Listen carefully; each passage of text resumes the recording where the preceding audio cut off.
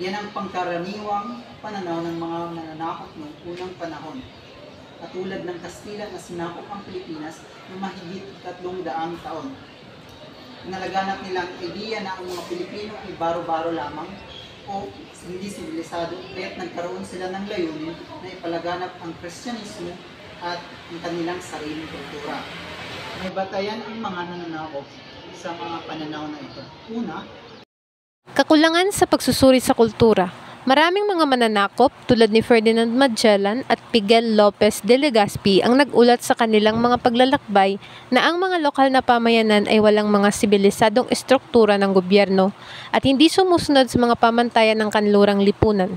Sa kanilang pananaw, ang mga barangay at ang kanilang mga pinuno o dato ay hindi sapat na organisado kumpara sa mga monarkiya sa Europa. Pangalawa ay ang relihiyosong motibo. Ang mga Kastila ay nagdala ng Kristyanismo sa Pilipinas at isinulong ang ideya na ang kanilang relihiyon ang tanging daan patungo sa tunay na sibilisasyon. Ang mga misyonero ay nagsagawa ng mga kampanya upang iligtas ang mga katutubo mula sa kanilang mga paganong paniniwala na itinuturing nilang hindi sibilisado. ngunit bago pa dumating ang mga mananakop sa Pilipinas, ay may mga ebidensya na tayo na nagpapatunay na ang Pilipinas ay may maunlad na sibilisasyon sa larangan ng politika, ekonomiya at kalakalan. Narito ang mga pangunahing ebidensya. Ang sistemang barangay. Ang barangay ay ang pangunahing unit ng pamahalaan sa pre-kolonyal na Pilipinas. Ang bawat barangay ay pinamumunuan ng isang dato na may kapangyarihan sa mga usaping pampolitika at panlipunan.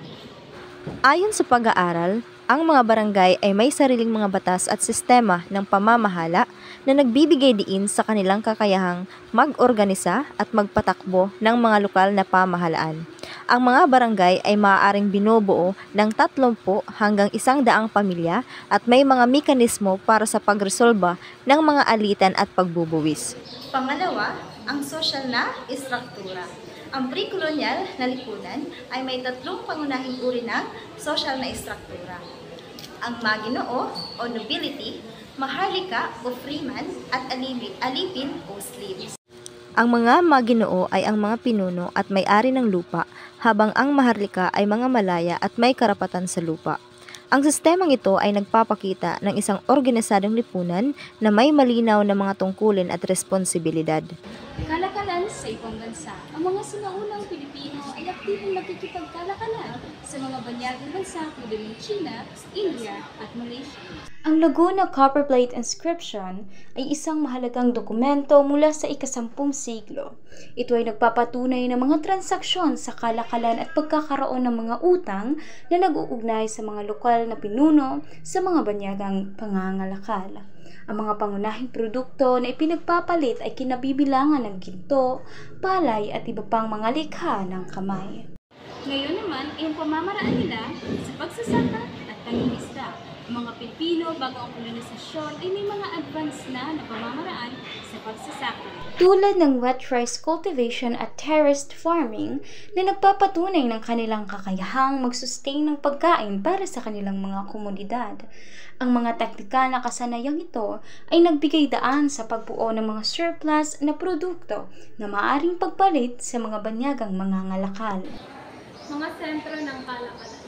Ang mga bayan tulad ng Maynila at Tondo ay naging mga pangunahing sentro ng kalakalan na nag-akit ng mga banyagang mangangalakal.